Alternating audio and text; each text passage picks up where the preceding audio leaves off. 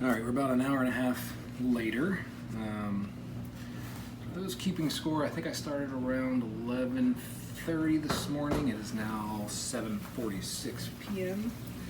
And we have got a winner. We are getting really close.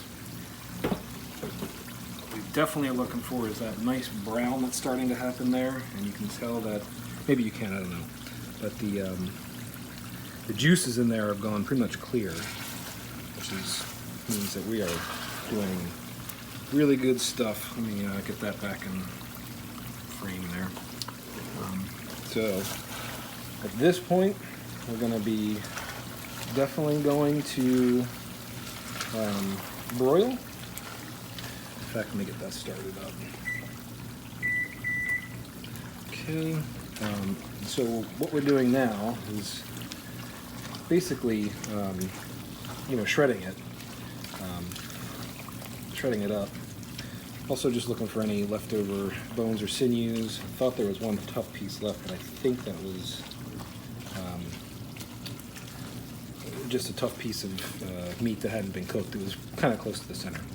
So the idea here is we're trying to turn it as much as we can to keep the brown bits that you saw when I first took it out, not on top, so we can get a nice even brownness on it. One of the things I love about using the unenameled cast iron is that at these temperatures, the pork will basically do the deep fry piece by itself in here, just doing what it needs to do. So it's going to get nice and crispy brown. You don't have to do the second step for carnitas that most do, where they will stop about here in a regular or enameled Dutch oven, and you don't have to with this. So back in it goes. The broiler is on, so now it's got to be checked about every 10 to 15 minutes, because you definitely don't want it to get black. You just want it to be nice and browned, and just keep turning it. And as you're turning it,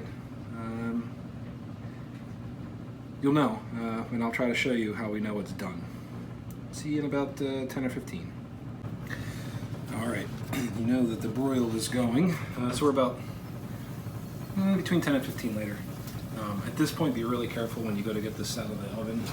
The blast of heat that's going to come off of that broiler is much worse. If you've never done it before, for those that have, you know exactly what I'm talking about, but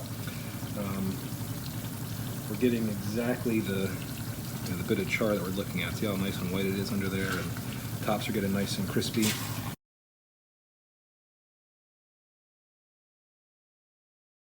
So that's the way I have them positioned. I don't want those burners really getting it.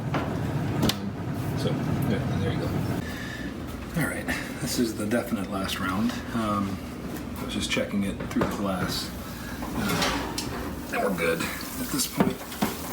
Trying to make sure that the fire alarm doesn't go off again. But at this point, we're gonna have a good stir.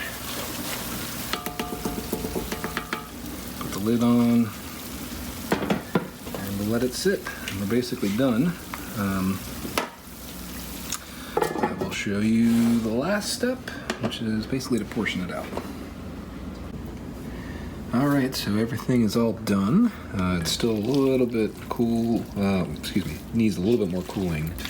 But at this point, I'm gonna get it into a big Pyrex bowl. I'm gonna get it in the fridge to cool off before I start parceling it out to put it into food safe freezer bags, vacuum seal bags. They last for quite some time.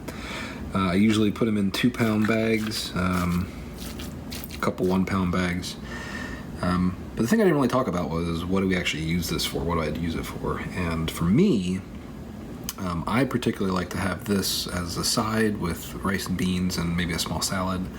It works really good in a burrito. It works really good in quesadillas. But you can do whatever you really want with it. It's so tasty, and I really hope you enjoyed the video. I hope it helps you make it. Hit me with any questions. Thanks for watching.